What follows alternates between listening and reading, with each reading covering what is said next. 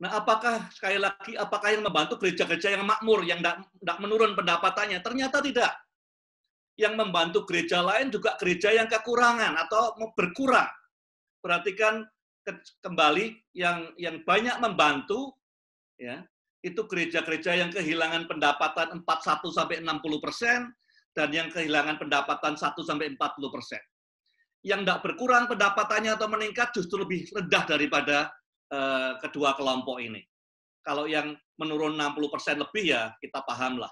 Tapi itu pun sudah menurun 60% lebih pendapatannya, masih ada sekitar 30% yang menolong gereja lain. Itu patriotik luar biasa. Ya.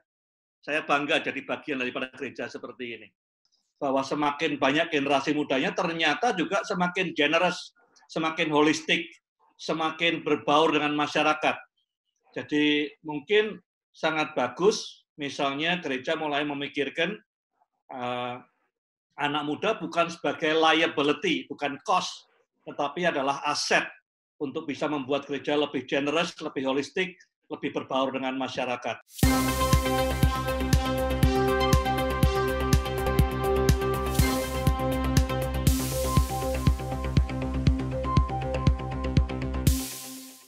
Bapak sekalian, selamat malam dan mungkin sedikit lebih malam lagi tentunya untuk Bapak yang ada di Indonesia bagian timur ya.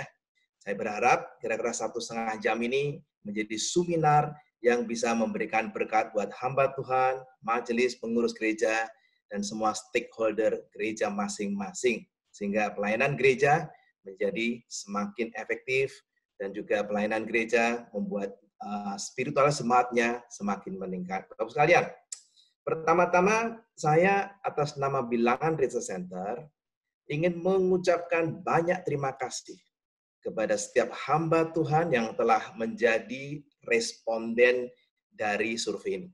Survei ini kita mulai, memang kita rancang kuesionernya kira-kira awal Juni, dan kemudian data collection-nya kira-kira pada minggu kedua di bulan Juni. Dan puji Tuhan, dan kita sudah berhasil mengolahnya, dan kemarin merupakan seminar pertama, dan hari kedua dilanjutkan dengan pembicara dari Bapak Bambang Budianto dan Bapak Krisnayana Yahya. Jadi kami berharap 2 hari rangkaian seminar ini menjadi seminar yang sangat baik, dan itu semuanya berkat kesediaan Bapak sekalian, hamba-hamba Tuhan dari Sabang sampai Merauke yang telah bersedia mengisi kuesioner. Oleh karena itu, kita dari Bilangan Research Center juga sangat mengharapkan kalau di lain waktu Bilangan Research Center melakukan survei kembali. Mohon Bapak sekalian, kesediaannya untuk mengisi kuesioner. Karena tanpa kesediaan Bapak sekalian, maka survei yang berkualitas, survei yang bisa dipertanggungjawabkan, sudah pasti akan turun nilainya.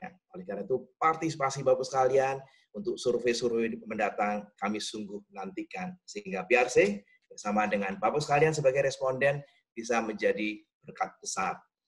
Bapak sekalian, pada malam hari ini saya akan sedikit mengambil waktu, tidak lebih dari 10 menit, untuk menginformasikan mengenai seputar metode riset. Pada dasarnya, survei kuantitatif ini adalah merupakan kelanjutan dari hasil survei, hasil penelitian FGD yang sudah kita lakukan pada bulan April.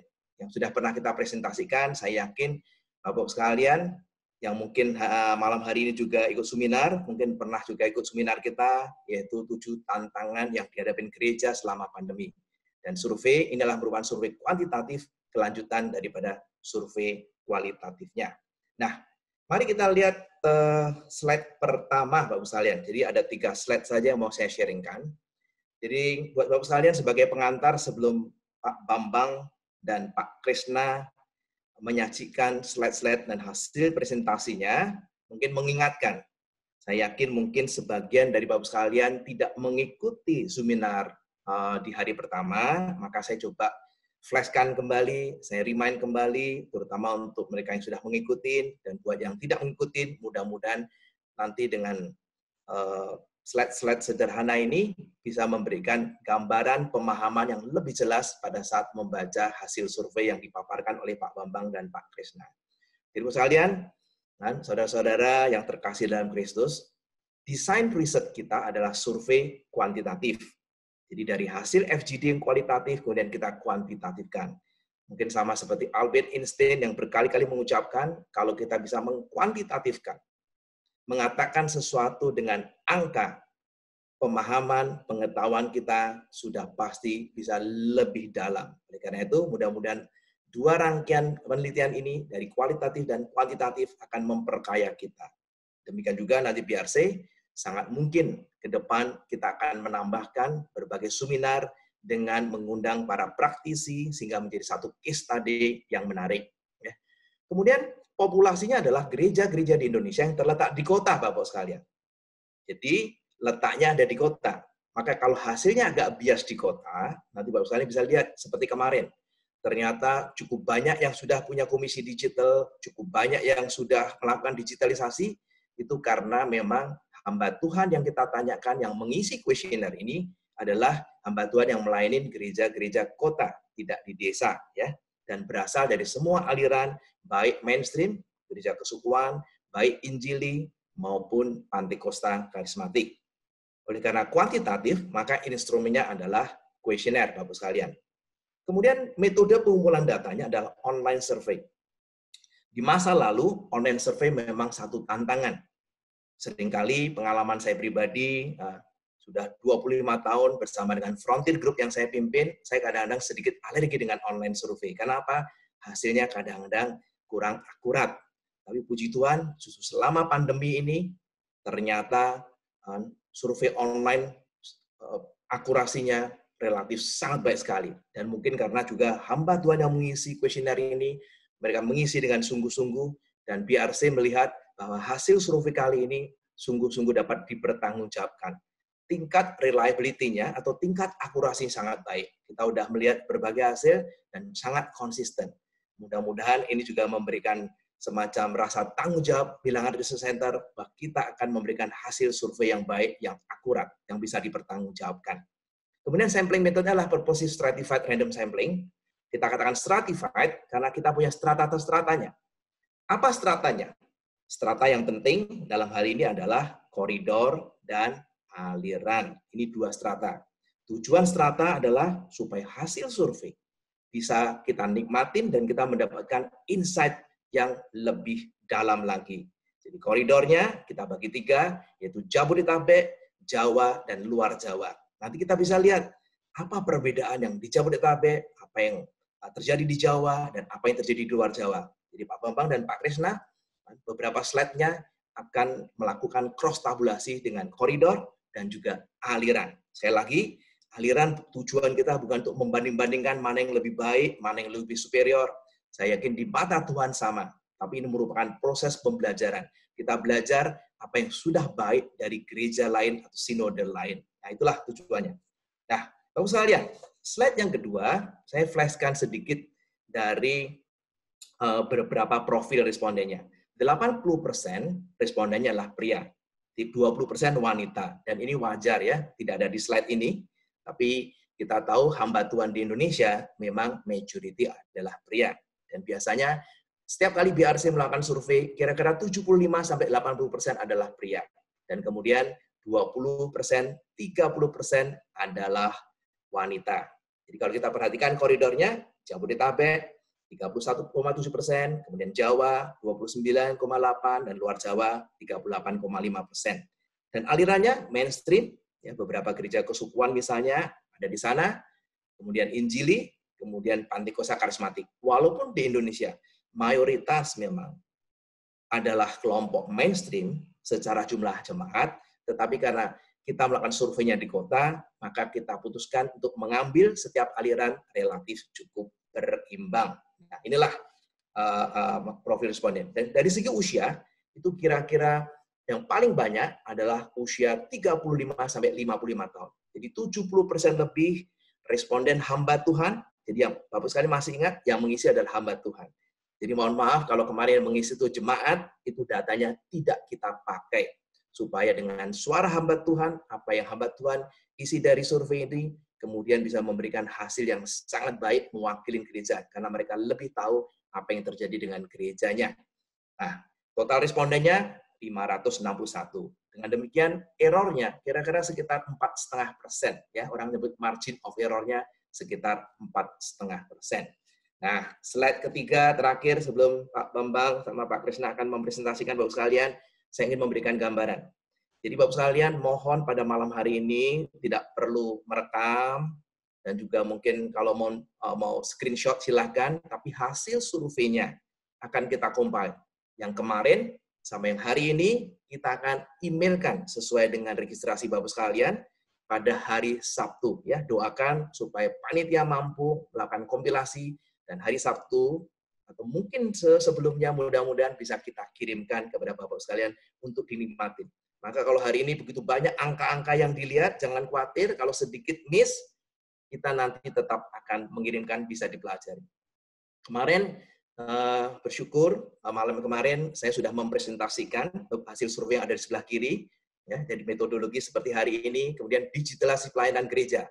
Apakah gereja punya komisi atau tidak, mereka media sosial seperti apa, bagaimana aset digital, kemudian bagaimana ibadah online, kemudian digital mindset hamba Tuhan, akhirnya segmentasi, keluarlah 4 segmen, bagaimana hamba Tuhan apakah ignorant, atau mereka kelompok yang climber atau savvy. Tapi hasilnya sungguh luar biasa, 40% punya komisi digital, media sosial rata-rata punya, hanya banyak yang tidak diupdate, aset digital naik 2 kali sampai 5 kali lipat rata-rata, itu luar biasa. Kemudian juga digital mindset-nya sungguh luar biasa juga, tidak mengherankan. Selama pandemi ini, walaupun terjadi disruptif yang luar biasa untuk gereja, tapi puji Tuhan, gereja-gereja di Indonesia, mungkin karena kecintaan hamba-hamba Tuhan terhadap panggilan pelayanannya, mereka merespon dengan baik. Jadi gereja saya yakin kita lihat sangat adaptif, bahkan lebih adaptif dibandingkan marketplace ya. Inilah merupakan satu kuasa Tuhan dan juga doa dari hamba Tuhan, sehingga sebagai contoh viewernya untuk ibadah online pada bulan Mei sudah mengalami kenaikan dibandingkan April misalnya. Jadi gereja catching up cukup cepat terhadap hal seperti itu ya. Jadi kemudian yang bagian ketiga adalah mengenai masalah ibadah online, mengenai masalah viewer ibadah online. Apakah berapa jumlah Mei dibandingkan dengan sebelum pandemi? Memang rata-rata turun 60% sampai 80%. Puji Tuhan, tapi Mei-nya meningkat. Kemudian puji Tuhan juga spiritualitas jemaat ternyata menurut hamba Tuhan selama pandemi 50% mengalami kenaikan. Kemudian juga bagaimana kegiatan pengembalaan. Mereka menggunakan berbagai omnichannel untuk tetap mempertahankan relationship, suara pastoral mereka, penggembalaan kepada jemaat. Ya, kemarin itulah yang saya presentasikan Bapak sekalian, dan hari ini akan menjadi kesinambungan yang sangat bagus. Pak Bambang sebagai Ketua Pembina BRC, dengan pengalaman beliau yang sangat banyak, kecintanya dengan statistik, dengan angka-angka, dan Bapak sekalian mudah-mudahan mendapatkan insight mengenai pelayanan sosial gereja, salah satu pelayanan holistik yang sangat penting, panggilan gereja di tengah-tengah pandemi seperti ini.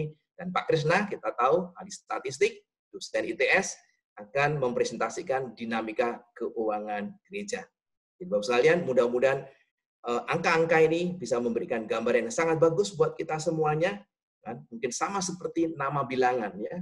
Di bilangan 13, 14, mudah-mudahan kita menjadi Joshua dan Kaleb. Pada saat Musa mengirim 12 pengintai, sudah dapat data dan informasinya, tapi hanya 2 orang, Joshua dan Kaleb, mengatakan bahwa data dan informasi yang diperoleh di tanah Kanaan adalah data yang positif, yang baik. Mengapa seperti itu? Karena Tuhan menyertai mereka. Mereka percaya semua yang mereka dapatkan bukan hal yang menakutkan, bukan menjadi tantangan, tapi mereka tahu positifnya. Satu hal, optimisme ini bukan karena kekuatan pribadi, karena mereka yakin Tuhanlah yang menyertai mereka. Mudah-mudahan hasil survei kali ini, Pak Bambang, Pak Krisna akan menyajikan dengan kepada Bapak sekalian, kita lihat positifnya, biar tantangan itu kita bawa dalam doa, sama seperti Joshua dan Kaleb, kita percaya Tuhan akan menyertai pelayanan kita. Terima kasih. 10 menit waktu sudah saya gunakan, dan saya kembalikan kepada Pak Yosafat. Selamat mengikuti seminar pada malam hari ini, menjadi seminar kesinambungan dari seminar semalam. Terima kasih Pak Yosafat.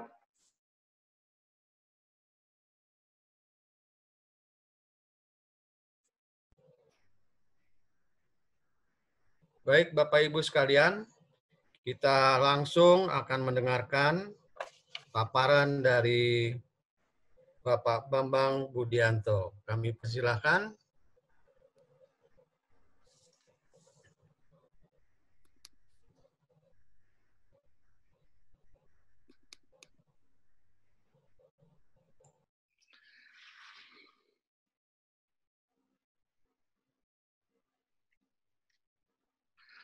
Ibu Bapak sekalian, selamat malam. Saya ingin menyambung sedikit tadi khotbahnya Pak Handi di bilangan 13-14. Sebagai peneliti Kristen, selalu ada dua pertanyaan di benak saya. Melihat data, melihat angka, pertanyaan pertama adalah, apa yang coba disampaikan oleh angka-angka ini kepada saya? Itu wajar semua peneliti bertanya seperti itu. Tapi pertanyaan kedua penting. Apa yang Tuhan ingin saya lihat di balik angka-angka ini? Nah, saya harap kita semua melihat grafik, melihat beberapa presentasi malam ini juga ada dua pertanyaan tadi. Apakah yang angka ini coba sampaikan dan apa yang Tuhan ingin sampaikan di balik angka-angka ini? Saya mau ambil kesempatan beberapa detik dulu untuk acknowledge dan berterima kasih, appreciate kepada teman-teman yang bekerja di balik layar, khususnya dari Family First, yang banyak menolong sebagai sekretari, dan juga satu lagi teman saya, Pak Yakob Handoyo, yang mendesain semua slide-slide kita. Saya sampaikan banyak terima kasih. Yang kedua, saya ingin membangun presentasi saya di atas presentasinya Pak Handi kemarin. Banyak hal yang menarik yang Pak Handi sampaikan, tapi satu yang membuat saya sulit tidur. Ya, Pak Andi kemarin mengatakan bahwa COVID sudah mendorong gereja, sehingga gereja tidak jatuh didorong oleh COVID, tapi bahkan melompat ke depan. Topiknya adalah digitalisasi gereja dan teknologi. Implikasinya apa? Implikasinya adalah kalau gereja sudah embrace teknologi dan digital, maka kita melihat sendiri, gereja mulai doing church beyond church wall. Kita mengerjakan gereja di luar batas-batas tembok gereja. Jadi seperti Zoom kali ini, banyak kali online streaming, Zoom di mana-mana yang dikerjakan oleh gereja. Melintasi batas tembok gereja. Jadi tempat atau lokasi fisik tidak jadi masalah lagi. Gereja bisa beroperasi tanpa hal itu. Yang kedua, kita belajar kalau kita sudah embrace teknologi adalah kita doing church melintasi ikatan waktu. Yang dulunya ibadah itu hanya minggu pagi jam 9, jam 10, jam 7. Ya. Kali ini orang tidak harus lihat streamingnya langsung, dia bisa beribadah, lihat YouTube-nya, pada hari Senin, Selasa, dilihat berulang-ulang dan beribadah di keluarga berulang-ulang. Jadi doing church melewati batas tempat, batas tembok, dan doing church melewati batas waktu. Yang ketiga, dua hal tadi goyang semua, virtual semua. Ada satu yang kita sadar tidak boleh tidak ada, yaitu perlunya doing church at home. Dengan COVID kita sadar ada hal yang tidak boleh kita miss lagi, yaitu menjadikan church agile. Ulet adalah kalau keluarga-keluarga ulet. Ya. Home, ibadah di rumah, family discipleship, mulai meluas kemana-mana. Jadi implikasi daripada embracing digital dan teknologi adalah doing church lintas tempat, doing church lintas waktu, dan doing church at home, family discipleship. Nah ceritanya begini, beberapa tahun lalu, PRC mengadakan penelitian tentang pertumbuhan gereja. Ya. Dan hasilnya sedang ditulis, bulan Agustus nanti akan dipublikasikan. Menarik sekali temuannya. Ya, kunci pertumbuhan gereja diungkap demikian rupa. Jadi saya harap gereja-gereja mulai bisa pesan bukunya ke Michelle, karena banyak hal-hal yang kita tidak duga sebelumnya menjadi kunci atau rahasia pertumbuhan gereja 10 tahun terakhir. Dalam penelitian itu, kita lihat secara rata-rata, dalam hal teknologi dan digital, gereja tertinggal dari marketplace, dari orang-orang di luar gereja. Pak Handi kemarin mengatakan bahwa kalau kita diligent gereja membentuk komisi digital di gereja, hire orang untuk ngurusi media di gereja. Dengan berbuat demikian pun kita butuh 5 tahun untuk catch up dengan marketplace dalam hal digital dan teknologi. Tapi Pak Andi juga mengatakan syukur pada Tuhan. Karena lewat COVID ini kita bisa mengejar ketinggalan itu, barangkali sekarang ketinggalannya tinggal 2 tahun atau kurang dari 2 tahun. Jadi kita di-push demikian rupa, sehingga kita makin mendekati untuk bisa catch up dengan dunia di luar gereja dalam hal digital. Jadi ada lompatan yang besar, ada akselerasi. Nah itu yang saya dengar, yang saya lihat. Jadi kalau kemudian kita masuk ke new normal, jangan sampai new normalnya itu kembali seperti sebelum ada COVID. Karena kita sudah melompat jauh ke depan. Kita beruntung 3,5 tahun dalam hal digital dan teknologi, seperti yang disampaikan Pak Handi kemarin. Nah sekarang saya mau sampaikan materi saya tentang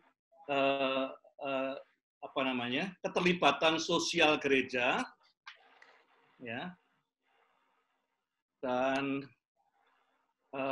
kepedulian terhadap mereka yang membutuhkan.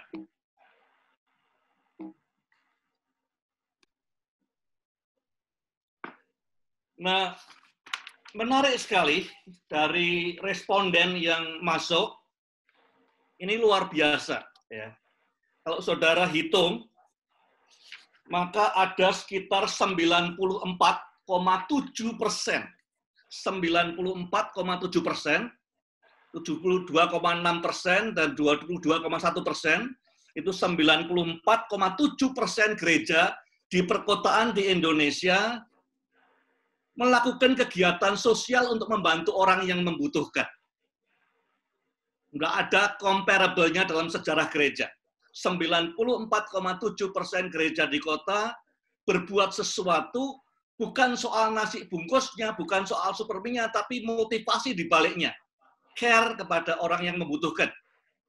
Nggak ada bandingannya dalam sejarah gereja, 94,7%.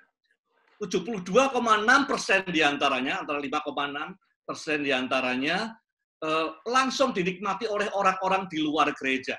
Jadi, menurut saya ini fenomenal sekali. Ya, walaupun susah, masa COVID, tetapi gereja raise up, bangkit. Ya, sehingga menjadi institusi yang sangat generous, peduli kepada yang membutuhkan. Nah, apakah hanya gereja besar saja yang menolong, gereja yang mampu saja? Ternyata tidak. Kita perhatikan untuk gereja besar yang anggotanya 500 lebih, tidak ada satupun, 0%, tidak ada satupun yang tidak menolong masyarakat di sekitarnya. Yang tidak memperhatikan orang yang punya kebutuhan. Ini luar biasa. Ya. Dari sekian banyak, 121 responden yang jemaatnya lebih dari 500, 0% yang tidak berbuat apa-apa. Selebihnya ya semua berbuat untuk yang lain. Perhatikan yang di sebelah kiri. Yang ini bukan mainan gereja besar saja, tapi ekspresi gereja yang kecil, yang 1-50 anggotanya saja, ya, itu bisa kelihatan kalau sudah jumlah di situ, ada 84,4% yang terlibat kegiatan sosial. Jadi bukan hanya gereja yang kaya atau gereja besar, tapi gereja kecil pun terlibat. 84,4% terlibat dalam kegiatan sosial. Nah, kita bertanya, oh mereka mungkin memberi karena mereka mampu. Ya. Ternyata tidak. Coba perhatikan ini perbandingan yang paling kanan adalah gereja-gereja yang persembahannya tidak turun, atau bahkan ada yang naik. Ya. Yang paling tinggi, saya lihat di situ, ya, yang paling tinggi yang warna hijau itu, yang paling tinggi warna hijau itu memberi kepada masyarakat sekitarnya, itu justru yang pendapatannya, revenue-nya, income-nya berkurang 1-40% dan 41-60%. Jadi bukan yang persembahannya meningkat atau yang nggak kurang, yang paling top, tapi yang paling memberi paling banyak gereja-gereja yang bahkan mereka sendiri kekurangan. Tapi kita mau lihat juga yang sebelah kiri. Ya. itu gereja-gereja yang pendapatannya berkurang 60% atau lebih. Lebih dari separuh pendapatannya hilang, dan toh mereka juga membantu orang lain. 84,6% digabungkan yang hijau dengan yang biru. 84,6% mereka terlibat dalam kegiatan sosial.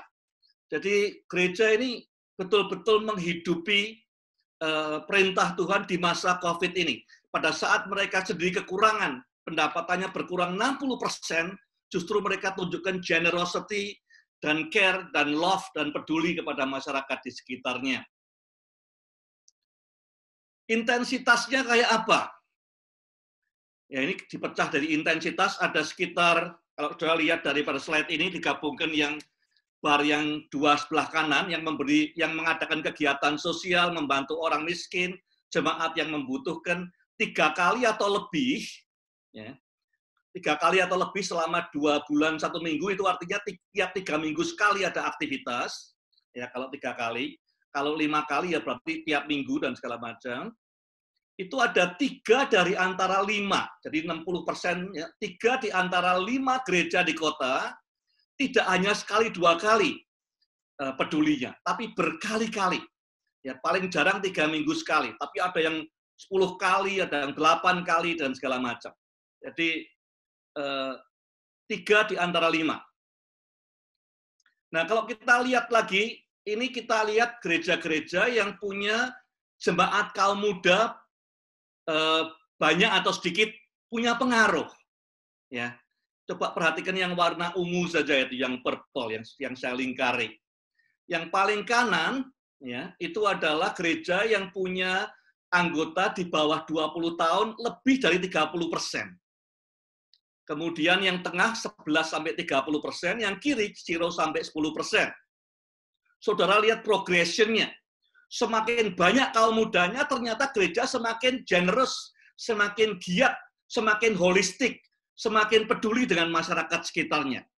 Data ini penting, kenapa? Karena kita punya hope dengan bonus demografi ke depan, ternyata generasi muda tidak seperti yang banyak diceritakan orang, selfish, mikirkan diri sendiri, dan segala macam. Data ini menunjukkan bahwa generasi muda di gereja itu make a difference. Semakin banyak yang muda, semakin banyak pedulinya, semakin banyak generosity-nya, semakin banyak aktivitas sosialnya di masyarakat. Ini sangat penting kalau kita mau invest ke depan, ya, invest di generasi muda, karena mereka menjanjikan gereja yang lebih holistik, gereja yang lebih peduli, gereja yang lebih generous di masyarakat sekitarnya. Slide berikutnya kita lihat gereja-gereja yang mengalami penurunan. Ya, sekali lagi, gereja, slide ini saya tunjukkan untuk menunjukkan bahwa gereja memberi bukan karena mereka berlimpah-limpah, kelebihan, bukan.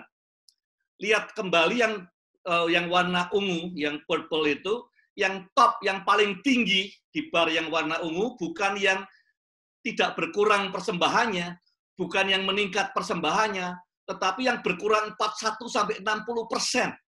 Separuh penghasilannya hilang bulan April, justru paling sering mengadakan kegiatan sosial, paling sering membantu orang, paling generous. Urutan nomor 2 adalah yang berkurang 1-40%. Jadi ini patriotik sekali.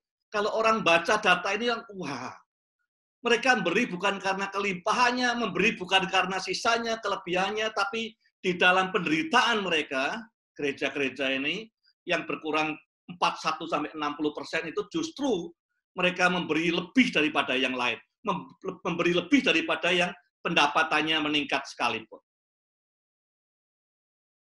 Kita bertanya, apakah gereja bekerja sama dengan pemerintah, baik pusat maupun daerah? Ada 54,5% mengatakan ya, bekerja sama dengan pemerintah. Unprecedented dalam sejarah gereja di Indonesia khususnya.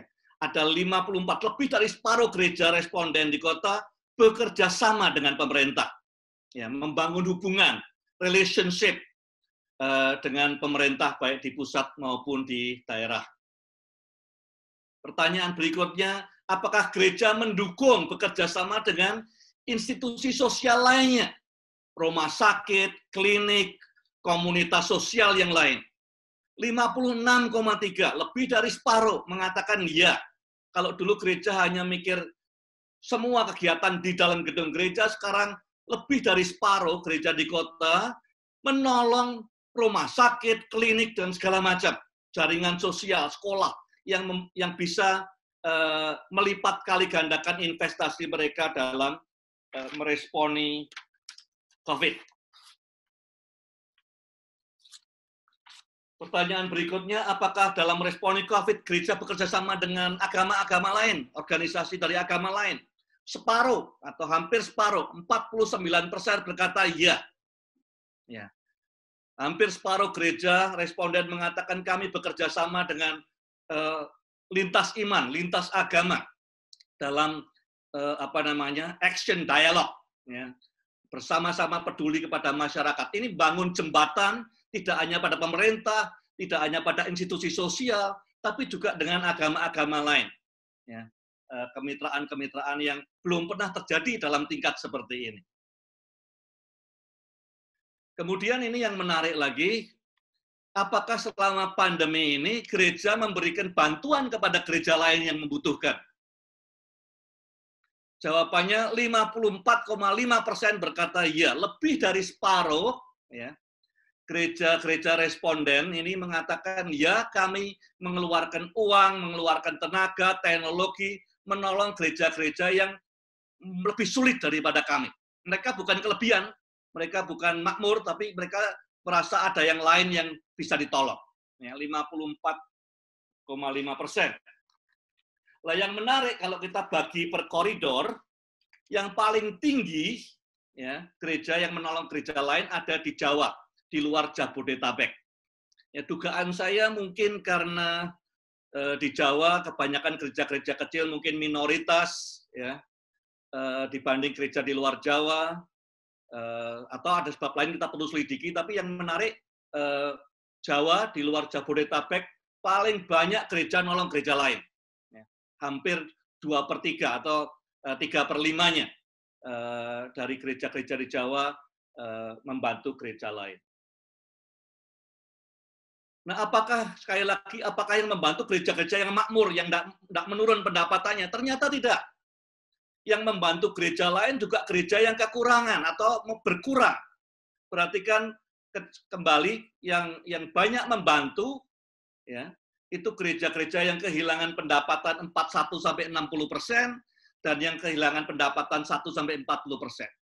Yang tidak berkurang pendapatannya atau meningkat justru lebih rendah daripada kedua kelompok ini. Kalau yang menurun 60% lebih ya kita paham lah. Tapi itu pun sudah menurun 60% lebih pendapatannya, masih ada sekitar 30% yang menolong gereja lain. Itu patriotik luar biasa. Ya. Saya bangga jadi bagian daripada gereja seperti ini. Nah, kalau misalnya kita ambil bar, ya, saya pisahkan semua gereja yang pendapatannya menurun 40% atau lebih. Berapa banyak mereka yang nolong gereja lain? Kembali yang menonjol adalah gereja-gereja di Jawa. Lebih dari separuh. Walaupun kehilangan separuh pendapatannya, lebih dari separuh mereka menolong gereja lain. Mengasihi, kalau dulu mungkin competing, bersaing, ya, pecah, sekarang saling menolong. 55,6%. Nah, ini bagian terakhir daripada presentasi saya. Ya. Soal doa.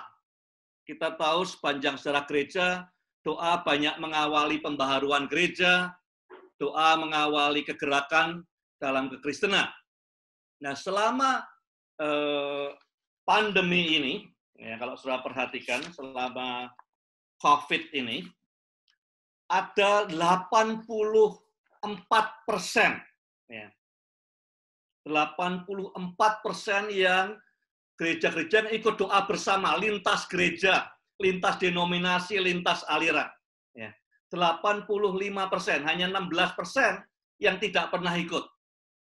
Kalau kita lihat yang ikut 3 kali atau lebih doa bersama secara online, itu 3 dari 5 responden, 3 dari 5 gereja berdoa bersama kira-kira minimal 3 minggu sekali di dalam online. Ini luar biasa. Ini mungkin juga unprecedented, tidak ada dalam sejarah seperti ini. Gerakan doa online yang diikuti dengan sekian banyak gereja dan denominasi. Nah, sekarang ringkasan dan kesimpulan yang saya mau sampaikan dari tadi. Ini data tadi saya ringkaskan, 94,7% gereja care, peduli dengan masyarakat yang membutuhkan, baik itu anggota jemaat, tapi terlebih lagi yang bukan anggota jemaat, tapi mereka peduli mengadakan kegiatan relief, motivasinya kasih, 94,7%. Yang bawahnya 75,2% itu yang menikmati bukan hanya warga gereja, tapi masyarakat di luar gereja. Ya, masyarakat dari agama lain, masyarakat dari kepercayaan lain, menikmati dari gereja lain sekalipun, ya, menikmati berkat terang dan garam yang disajikan oleh gereja. 54,5% memberikan bantuan pada gereja lain. Ya. Mungkin kita tidak bertanya, tapi bisa saja lintas denominasi, lintas kota, lintas apa segala macam. Ya, tapi 54,5% menolong gereja lain, memberikan uang dan segala macam. 83,8% ya, mengikuti doa bersama secara online, lintas gereja, ya, lintas kota, lintas negara, dan segala macam. Ringkasan lagi, 54,5% bekerja sama dengan pemerintah, membangun jembatan, mempedulikan orang-orang yang membutuhkan bersama pemerintah. 56,3% mendukung institusi sosial lainnya, rumah sakit, klinik, komunitas-komunitas sosial yang lain. Dan 49% bekerja sama dengan lembaga-lembaga keagamaan non-Kristen. Ya. Banyak dengan Muslim, tapi juga ada Hindu, Buddha, Konghucu, dan segala macam. Nah, ini slide saya yang terakhir. Apa yang tadi pertanyaan saya, apa yang Tuhan ingin saya lihat di balik angka-angka ini? Memang COVID membuat banyak orang sengsara, kehilangan pekerjaan. Ya. Istri saya juga pernah COVID, anak saya paling bungsu juga kena COVID, susah semua. Tapi saya melihat ada bukan secercah, tapi ada harapan besar. Yang pertama kita lihat gereja bergerak ke arah holistik secara luar biasa. Didorong oleh COVID, kita menjadi sangat holistik. Ya. Tidak hanya holistik dalam arti memberi bantuan sosial, tetapi juga bekerja sama dengan lintas agama, komunitas sosial, pemerintah, dan segala macam. Ya. Jadi gereja ke depan, kalau ini kita bergerak ke depan, the new normal, harusnya adalah makin holistik seperti ini. 93% peduli pada yang miskin, yang lemah, harusnya tidak kembali seperti sebelum zamannya COVID, tapi terus dipertahankan, bahkan makin maju dalam kepedulian ini. Yang kedua, ada unity, ada kasih, ya, di mana gereja satu menolong gereja yang lain. Ini seperti Yohanes 17, kesaksian yang sangat efektif. Kalau umatku bersatu, maka orang-orang akan datang kepada Tuhan. Jadi, kalau orang mendengar gereja satu menolong yang lain secara finansial, teknologi, dan personel segala macam, ini kesaksian yang luar biasa. Yang ketiga yang saya lihat apa? Saya lihat akses jembatan yang dibangun, yaitu jembatan ke masyarakat di luar gereja, di marketplace, relationship building. Akses dibangun ke masyarakat tadi, 75% lebih ya menerima berkat lewat gereja. Akses ke institusi sosial, ke pemerintah dibangun jembatannya, supaya kabar baik bisa sampai kemana-mana. Yang keempat, apa yang saya lihat? Gereja yang patriotik, yang sacrificial love, yang generous, bukan hanya memberi karena lebih, bukan hanya pamer siapa yang lebih besar gerejanya yang lebih kaya, tapi memberi di tengah kekurangan. Yang paling patriotik, tapi yang persembahannya berkurang 60% pun memberi dengan penuh semangat. Jadi membuat kita bangga menjadi bagian daripada gereja seperti ini. Yang berikutnya penerimaan. Bagian daripada bangsa ini melihat, kalau kita berbuat seperti ini di masa yang damai, yang tidak ada COVID, mungkin langsung keluar banyak perdebatan tentang kristenisasi. Ya. Tapi ini tidak ada. Jadi mereka terima kita satu bangsa.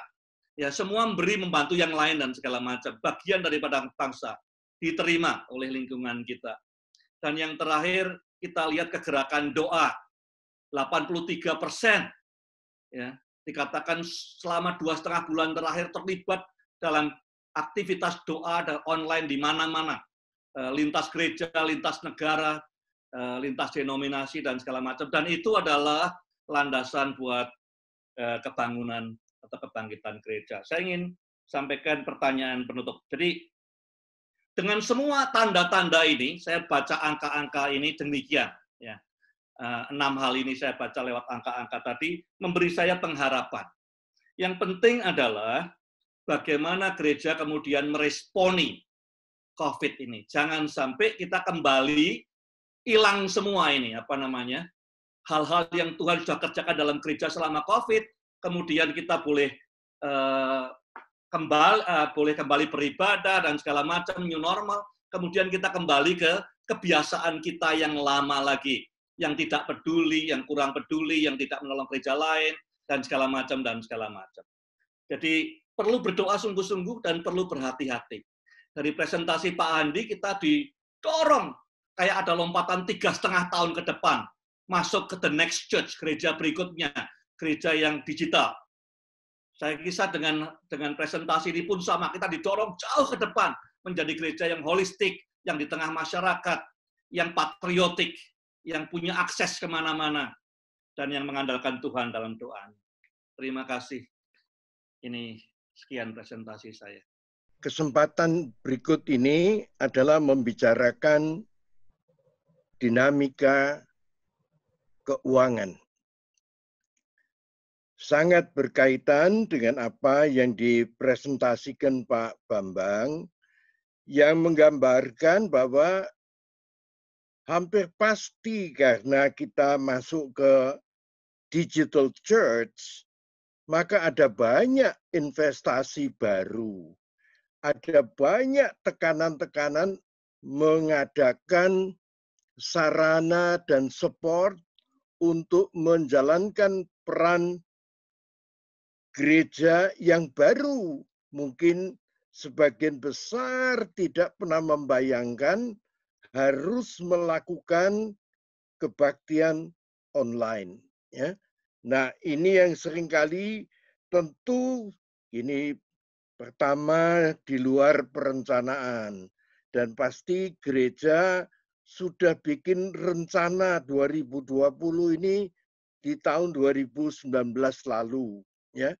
Dan kecepatan kita melakukan adjustment, melakukan penyesuaian, ini menjadikan gereja ini tidak lagi dipandang sebagai institusi yang lamban, ya, karena di pertengahan Maret hampir semua gereja mengalami tekanan-tekanan harus berubah dan menemukan cara baru melakukan kebaktian online atau streaming atau apa saja yang lain untuk menjaga relasi gereja dengan jemaatnya. Relasi para hamba Tuhan, para pendeta, penginjil dengan stakeholder-nya. Nah, dinamika keuangan ini akan timbul karena kejutan dan tekanan perubahan yang juga ditimbulkan karena penyusutan aktivitas ekonomi. Ya. Jadi ada 80% gereja atau ada 5,2% gereja yang pendapatan gerejanya turun lebih dari 80%. Ya. Walaupun juga ada gereja yang naik 1-20% pendapatannya di masa pandemi ini. Tetapi sebagian terbanyak itu ada di tengah-tengah itu. Yang 21% gereja turun sampai 41-60%. yang 21-40% turunnya itu jumlah gerejanya 25%. Yang turun 1-20%, 24,7%. Hampir 75% itu mengalami penurunan antara 1-60%. Ya. Ada 12% yang turunnya sangat drastis. Ya. Tentu ini bisa dibayangkan bahwa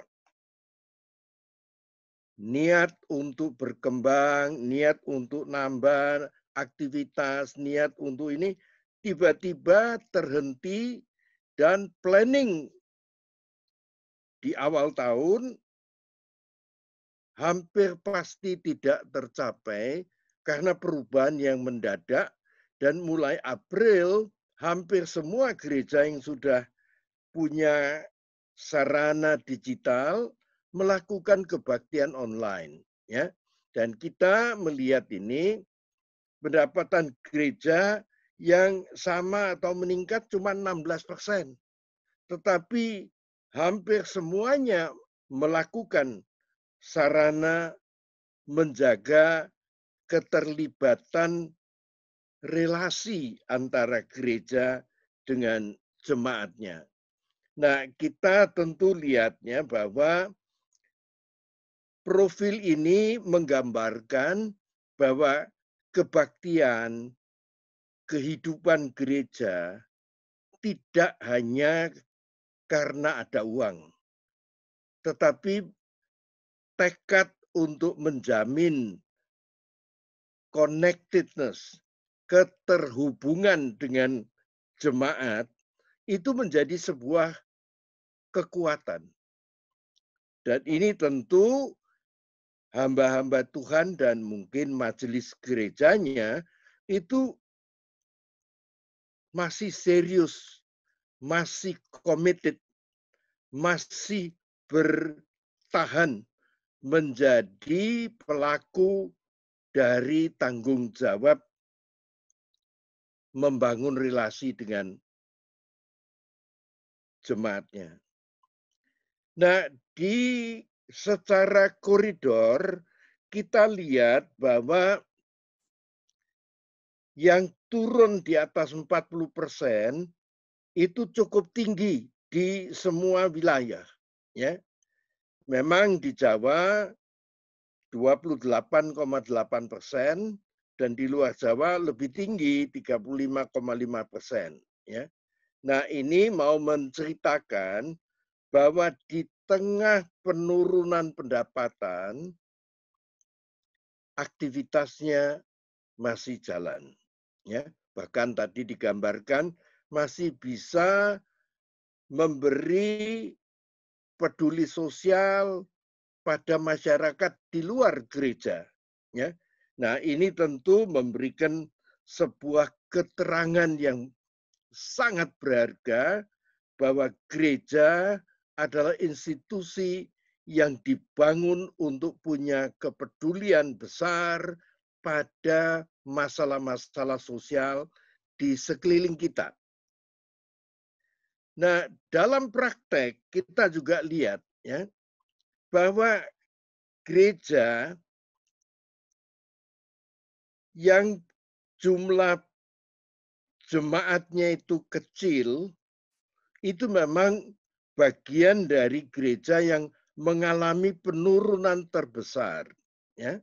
Dan kita berharap, ya tadi sudah digambarkan, ternyata ada bantuan atau ada yang peduli juga pada gereja-gereja kecil ini, karena mereka juga mendapat bantuan dari gereja lain, baik juga dari sisi teknologi, ya. Dan ini tentu sangat menggembirakan karena ini memberikan inspirasi bahwa tidak hanya gereja besar yang peduli pada keadaan ini. Karena faktanya gereja besar pun mengalami penurunan sampai 40%. Ya. Dan yang bertahan pendapatannya sama dan mungkin meningkat, justru di gereja besar dan menengah itu kecil sekali porsinya yang penerimaan dari persembahan itu sama. Bahkan kalau kita lihat gereja-gereja kecil, itu 22% pendapatannya masih sama, bahkan ada mungkin yang meningkat juga. Ya. Nah, profil keuangan ini tidak menyurutkan peran pembinaan spiritual, peran support pada konsumsi spiritual. Dan ini memberikan ketahanan dan upaya untuk menjaga kelangsungan kehidupan spiritual dengan sangat baik. Ya. Nah, kalau kita lihat ya dari sisi aliran ya tidak terlalu beragam antar aliran ini. Jadi boleh dikatakan ini menggambarkan situasi yang menyeluruh di Indonesia, alirannya apa saja, mengalami penurunan penerimaan antara 26 sampai 40%, dan yang bertahan sama dan meningkat itu ya cuman antara 14 sampai 18%. Ya. Nah, ini mau menceritakan bahwa kita punya keteguhan hari ini bahwa pendapatan turun, tapi kita bisa merancang tetap operasionalisasi gereja bahkan dengan layanan digital. Ya. Nah, kita berharap yang pendapatannya turun pun tidak mengalami penurunan operasional, tidak sampai menutup gereja, tidak sampai menutup layanan kebaktian, atau mungkin sapaan pendetanya pada jemaatnya masih tetap sama. Dan kita berharap ini menjadi sebuah panggilan sampai akhir tahun kita punya modal bahwa kita bisa merancang dengan biaya yang tersedia. Ya. Nah, bagaimana kita melihat pendapatan di Mei dengan pendapatan di bulan April? Ya, masih ada yang turun, ya, yang di luar Jawa hampir 50% itu turun, ya, dari bulan Mei dibandingkan April. Jadi di bulan Mei itu tampaknya lebih berat karena yang bekerja lebih sedikit, pendapatannya turun, dan kemungkinan ada banyak yang mengalami PHK atau dirumahkan. Ya. Tetapi kita lihat juga ada 23% yang naik pendapatannya di bulan Mei dibandingkan April di Jawa. Ya. Nah, kita tentu berharap kita punya pengalaman Maret, April, Mei, Juni untuk menjaga supaya aktivitas gereja kita tetap berlangsung dan tetap punya pelayanan karena kita mungkin sudah mulai berpengalaman menjangkau jemaat itu lewat layanan digital. Ya. Dan harapan kita makin banyak terjadi transfer ilmu, transfer skill, transfer experience, ya. Bagaimana menyediakan layanan untuk menjamah jemaat yang tadi digambarkan spiritualitasnya itu naik. Atau dalam bahasa sederhana, kebutuhan spiritualnya itu meningkat. Dan ini menjadikan challenge, tantangan buat kita semua, jangan mengurangi kegiatan hanya karena persembahan itu turun. Mari kita rancang operasional yang cocok dengan keadaan hari ini. Nah, kalau kita lihat dari pendapatan Mei dibandingkan April, di gereja-gereja mainstream, ya, jadi gereja-gereja kesukuan, itu malah yang paling tinggi naiknya. Ya. Jadi kemampuan para pengelola gereja, majelisnya, pendetanya, mampu berkomunikasi lebih baik lagi untuk meyakinkan bahwa operasional gereja perlu didukung. Dan kelihatan bahwa masih ada yang paling minim 13,9% itu naik pendapatannya karena ada komunikasi yang baik, tapi juga pengelolaan yang menyediakan layanan yang menyentuh dan memberitahu jemaatnya. Ya. Nah, kita tentu ingin tahu dengan kondisi yang ada seperti April, kira-kira gereja ini bisa bertahan 31% bisa tahan sampai 3 bulan. 24% bisa tahan 4 sampai 6 bulan.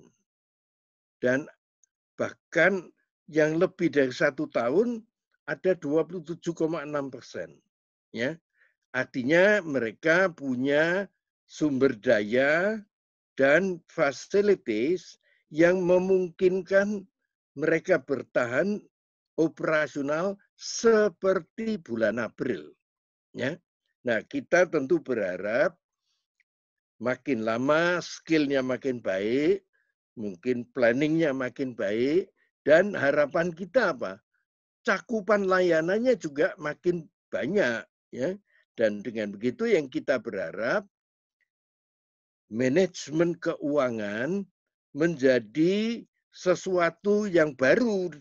Karena kata baru itu tidak bisa business as usual. Ya. Tidak seperti keadaan di era lazim. Ya. Nah, ini yang diharapkan yang bisa bertahan sampai lebih dari 2 tahun, itu pada umumnya yang paham digital itu lebih tinggi daya tahannya, ya, karena 31,3%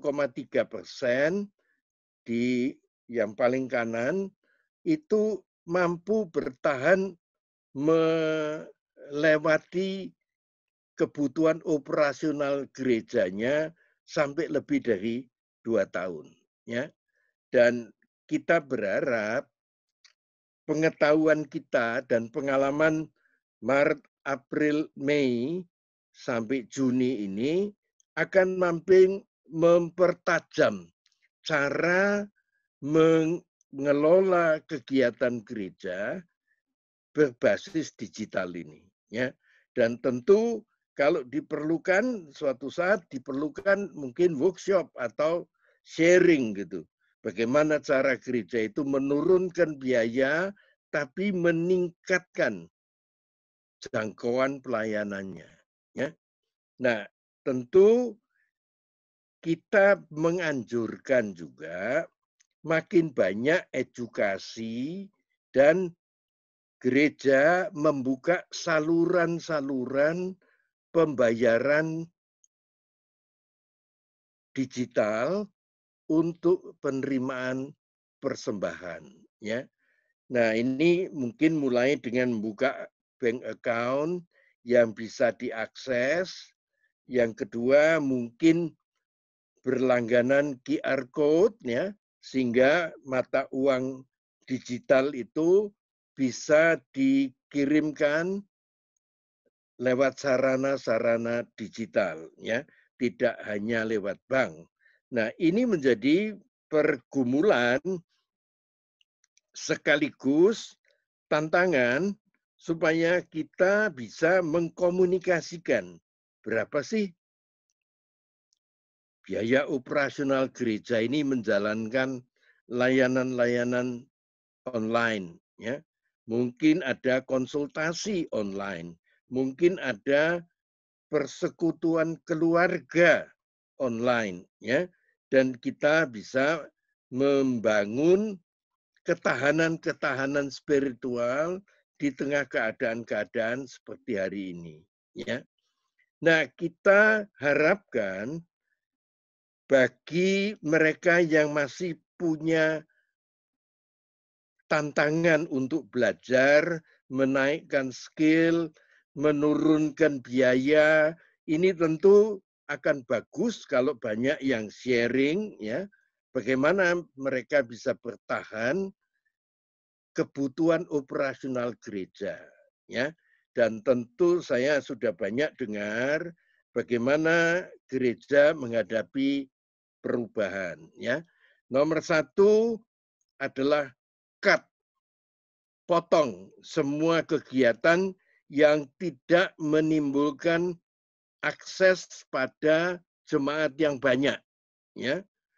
Kelompok-kelompok kecil apa itu mungkin harus kita fasilitasi untuk kita kurangi. Tetapi kita bisa menemukan efisiensi pengeluaran gereja untuk hal-hal yang tidak penting dan tidak menyentuh layanan pembinaan spiritual pada jemaat, ya. Jadi sekolah minggu sudah tutup, ya kita layani, kita kreasikan layanan sekolah minggu, layanan remaja, pemuda, bahkan kelompok dewasa, dan mungkin juga layanan untuk lansia. Dan ini yang paling repot, ya, karena pada umumnya mereka tidak punya akses pada teknologi.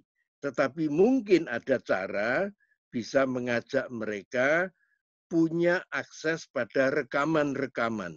Sehingga ini mungkin bisa menurunkan, ya. Dan kita lihat bahwa ada 21,4% gereja yang mengurangi gaji pendeta dan pengurus gereja, ya. Dan ini dengan tujuan menaikkan layanan operasional pada jemaat yang banyak, dan mungkin bahkan itu tadi kaitannya dengan memberikan bantuan sosial pada sesama manusia di luar gereja, ya. Nah, langkah-langkah ini hampir semuanya menghadapi hal yang serupa, mengoperasionalkan secara efisien kegiatan gereja dengan kehadiran mereka tetap menyentuh kebutuhan masyarakat jemaatnya, bahkan masyarakat di luar gereja, ya. Nah, dengan anjuran tadi kita harapkan masih ada 42,2% gereja yang belum menerapkan digital payment, ya. Sehingga persembahan itu tidak hanya menunggu orangnya datang, tapi bisa dikirim lewat ATM atau lewat digital, ya, lewat handphone, sehingga transfer bank itu akan meningkatkan juga ketahanan gereja yang tadinya belum menerapkan digital payment menjadi gereja yang bisa menerima digital payment, ya. Dan kita berharap tentu yang di luar Jawa mengalami hal yang lebih berat karena akses pada digital itu juga belum sepenuhnya lancar, tetapi tentu dalam waktu dekat tidak akan ada hambatan, ya. Harusnya layanan perbankan itu makin lama makin mudah di mana saja, ya. Dan handphone ini makin aktif karena internet juga makin aktif di perkotaan, ya. Nah, kita tentu berharap ini tidak menjadi kendala, ya. Walaupun dalam fakta yang dikumpulkan dalam survei ini 75% dari gereja yang kecil, yang jemaatnya kurang dari 50, itu belum menerapkan transfer digital. Ya. Tentu ada pertimbangan kemungkinan karena gerejanya kecil, daerahnya tidak terlalu luas, hubungan dengan jemaatnya dekat-dekat, tentu pelan-pelan bisa kita mengajarkan untuk menaikkan kemampuan mentransfer secara digital. Ya. Nah, kita tentu berharap, ya, kalau lihat ini, mobile banking, ya, ini sudah 97,2% ada di sekeliling kita. Memang yang e-money, e-wallet-nya, digital currency ini baru 46,9, ya. Jadi kita berharap akan meningkat ini dan memberi dukungan pada operasionalisasi gereja, ya. Nah, dari apa yang tadi dibicarakan, kita lihat bahwa gereja juga peduli pada sesama gereja lain, ya. Jadi apakah itu dalam bentuk membantu uang, membantu skill, membantu experience lewat teknologi, ini akan memberikan kelegaan bagi kita bahwa ada kemauan untuk saling membantu. Ya. Akhirnya saran yang mesti kita kembangkan, mari kita belajar bagaimana digitalisasi bisa menolong dari operasional gereja, dari cara mengkoleksi persembahan dan bantuan. Yang kedua, kita mesti membentuk kelompok untuk operational planning yang efektif, ya, sehingga apakah itu bisa kalau tidak ada internet yang kenceng gitu, mungkin kita bisa transfer file, ya, atau transfer YouTube, sehingga mereka yang tidak bisa menonton pada jam streamingnya mungkin bisa menonton di waktu mereka senggang, ya. Nah, salah satu yang kami temukan, banyak gereja tidak punya database, ya. Kalau kita improve database, maka kita juga punya alamat email dari jemaat kita. Kita punya nomor-nomor handphone dari jemaat, ya. Sehingga semua ini bisa diintegrasikan sehingga keterjangkauan dan jumlah yang dapat dijangkau oleh gereja makin lama makin baik, dalam arti bisa sesuai dengan jumlah jemaatnya, bahkan jemaat yang di luar daerahnya juga bisa ikut dalam layanan gereja. Ya. Nah, dengan saran ini kita tentu berharap makin banyak kesempatan kita menemukan pola-pola operasional gereja yang makin sehat, tapi juga aman dari sisi biaya, ya. Dan mari kita belajar mengefektifkan layanan dengan mendayagunakan teknologi dan digital supaya makin banyak jemaat itu yang sebetulnya sangat rindu kebutuhan spiritualnya itu akan terlayani. Demikian Pak Yosafat, mungkin ini presentasi saya yang mungkin bisa kita lanjut dengan mungkin kalau ada pertanyaan-pertanyaan dari jemaat. Bahkan mungkin ada banyak pengalaman dari teman-teman hamba Tuhan, apa yang dalam praktek sedang dan sudah dilakukan. Terima kasih. Terima kasih Pak Krishna buat pemaparannya. kita akan masuk dalam sesi tanya jawab. Sudah ada beberapa pertanyaan yang masuk pada saya. Jadi ini sekaligus juga pertanyaan untuk Pak Bambang dan Pak Kresna. Ya.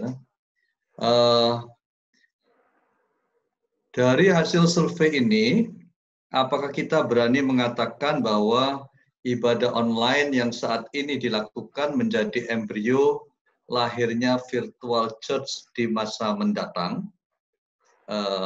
Lalu satu lagi pertanyaan yang kedua, bagaimana peran pemuda dalam gereja ke depan di era digitalisasi, persiapan gereja terhadap memuridkan generasi mudanya?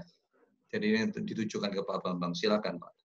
Saya rasa pertanyaan pertama baik Pak Handi yang jawab. Cuman pertanyaan kedua soal youth, ya saya rasa kalau riset ini menunjukkan, kemarin Pak Handi menyampaikan bahwa semakin besar proporsi anak mudanya yang di bawah 20 tahun, maka semakin engage gereja itu, embrace digital dan teknologi.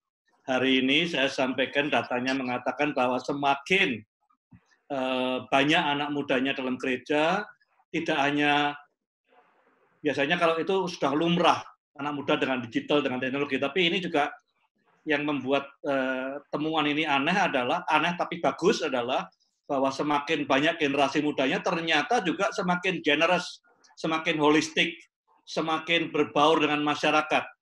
Jadi mungkin sangat bagus, misalnya gereja mulai memikirkan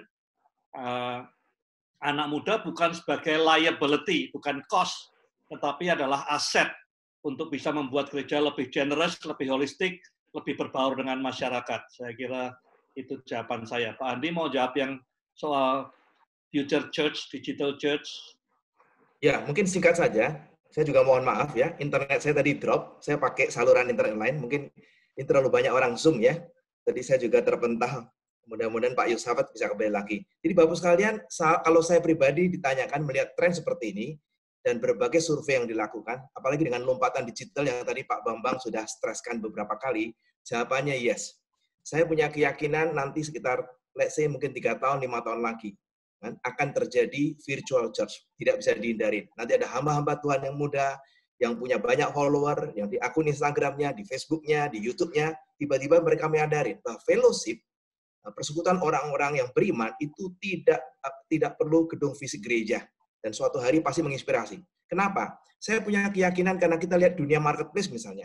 Kita lihat misalnya Tokopedia, kita lihat Bukalapak, kita lihat Shopee, kita lihat Traveloka. Dan mereka adalah orang-orang shifting. Dunia retail yang punya fisik, tiba-tiba mereka tidak punya fisik, tapi mereka merupakan per-retail yang besar. Di Tokopedia, transaksi sudah lebih dari 1 juta per hari.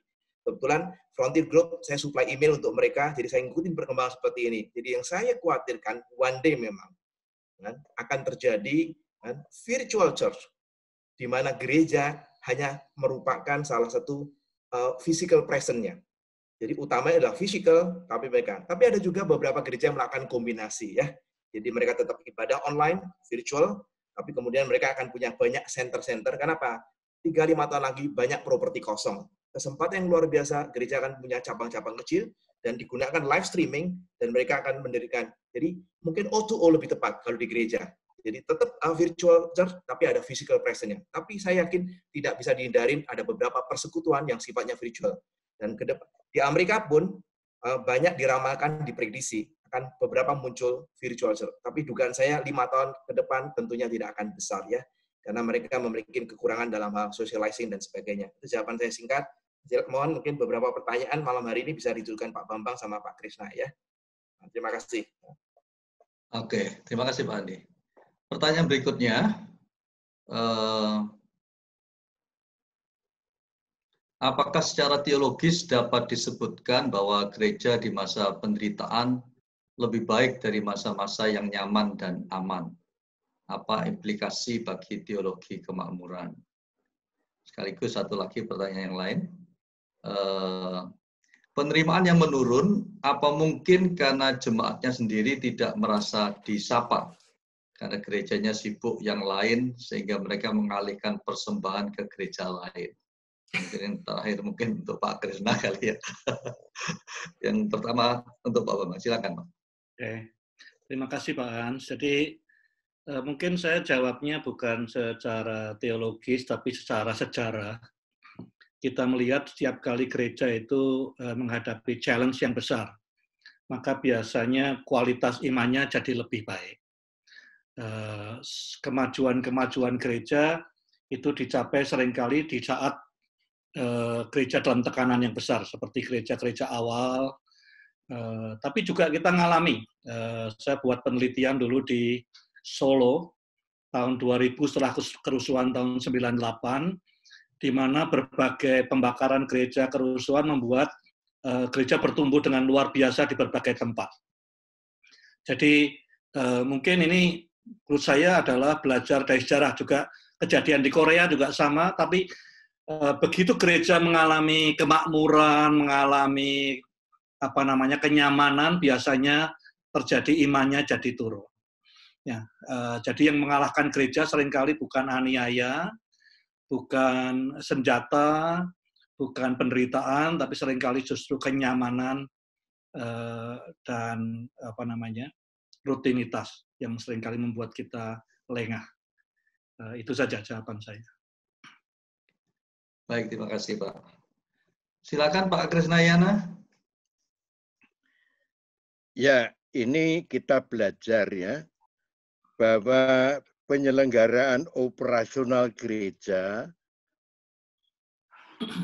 dalam kondisi yang tidak harus tatap muka, memberikan kesempatan kita mengerti juga apa cost yang paling utama untuk menyelenggarakan layanan kebaktian atau layanan persekutuan secara online, ya.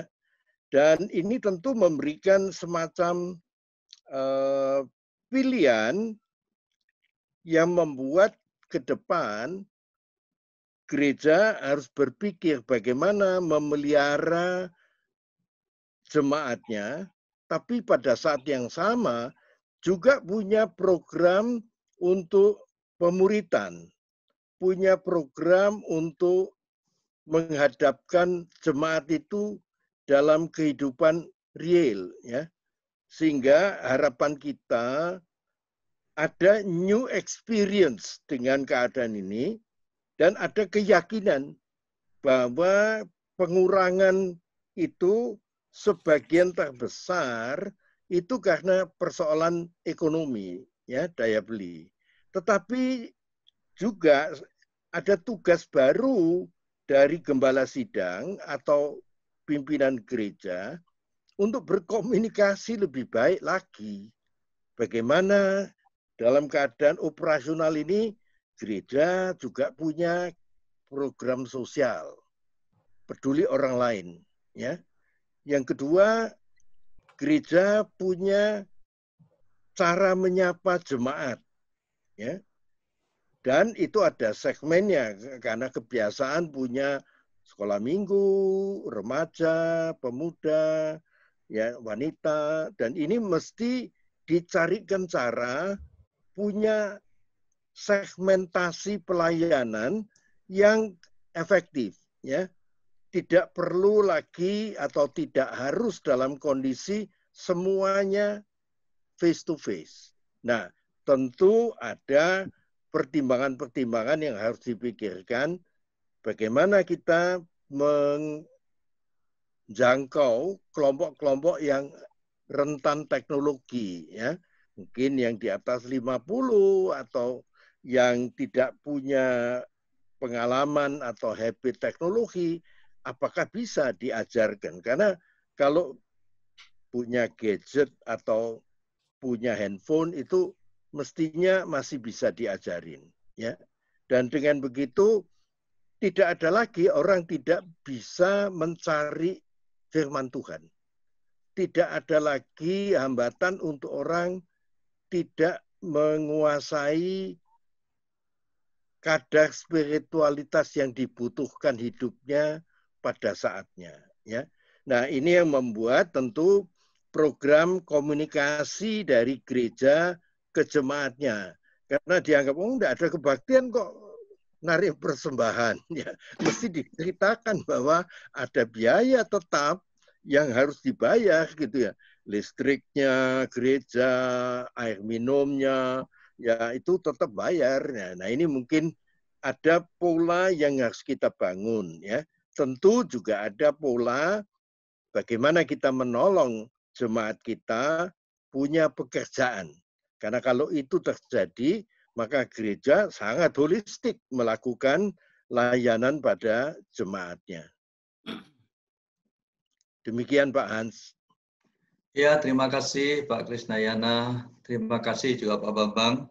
Jadi saya kira kita sudah sampai di akhir dari seminar ini. Saya akan coba menarik garis benang merah dari pemaparan hari ini, bahwa sesungguhnya kita tahu bahwa Tuhan bekerja sama dalam segala hal untuk mendatangkan kebaikan buat orang-orang yang dikasihinya, termasuk buat gerejanya.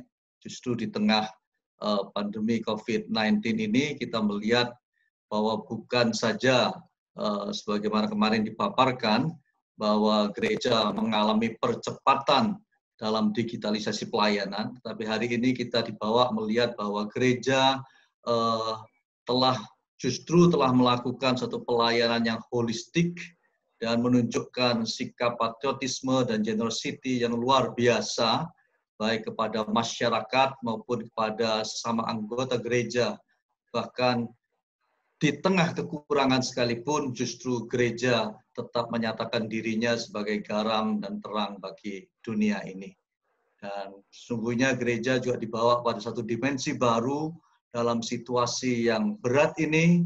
Justru gereja bukan saja tetap beriman kepada Tuhan sebagai Sang Pemberi hidup, dari gereja juga memberdayakan dirinya untuk mengembangkan berbagai pola baru dalam mengelola keuangan gereja, baik itu digitalisasi payment maupun juga dalam pengelolaan manajemen keuangan yang lebih baik lagi, sehingga gereja bisa terus survive dan bahkan makin efektif dalam pelayanannya. Baik, Bapak Ibu Saudara sekalian, terima kasih untuk kebersamaannya dalam 1,5 jam bersama di dalam seminar online BRC pada malam hari ini.